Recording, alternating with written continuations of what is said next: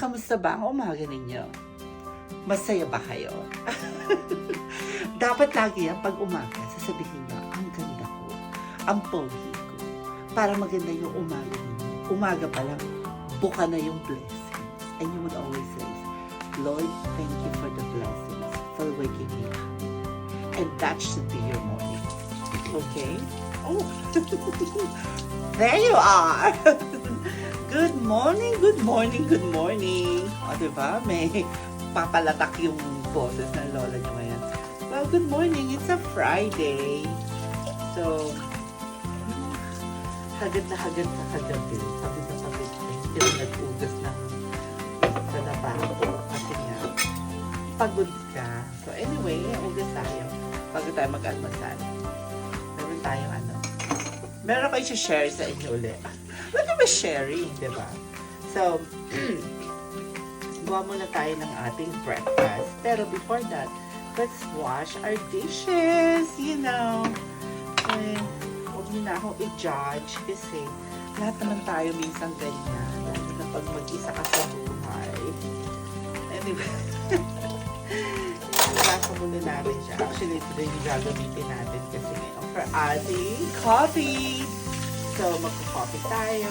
Tapos gagawa tayo ng fresh fruit.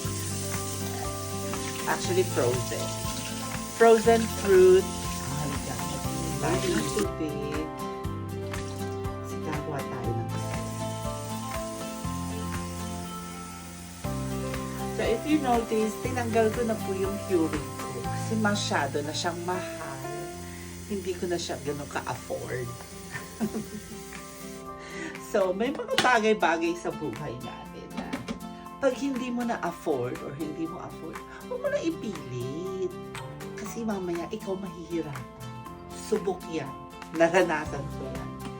True enough, because when there are something that you really, really like, but it's beyond your means, beyond your funds, beyond your budget, try not to get it. Because at the end, you will be the one down below.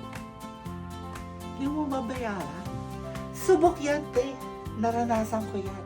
Let's stop it. Kaya ngayon, si Kettle ang kasama ko. So, si Kettle, mag-init ka ng tubig. Meron kang tsaa, meron kang kape. Go na yan. Pero yung coffee ko, I used to brew coffee with Keurig, but nowadays, I use drip. So this one, with this one, I drip. So every now and then, I would drip. But because I found Nescafe Gold, ang sarap nito. Promise. Hindi ko siya pinopromote. Ayun na naman ako ha. Hindi ko siya pinopromote. But promise, ang sarap niya. Iba yung pagka-brewed niya. Ano siya eh? Makrema. Velvety. Ang sarap. Uy, Nescafe. Padala niyo ako uli nito. Actually, bili ko ito sa Costco. Mom bought it for me when they saw it. So anyway, hintayin natin kumulo yung tubig, ha?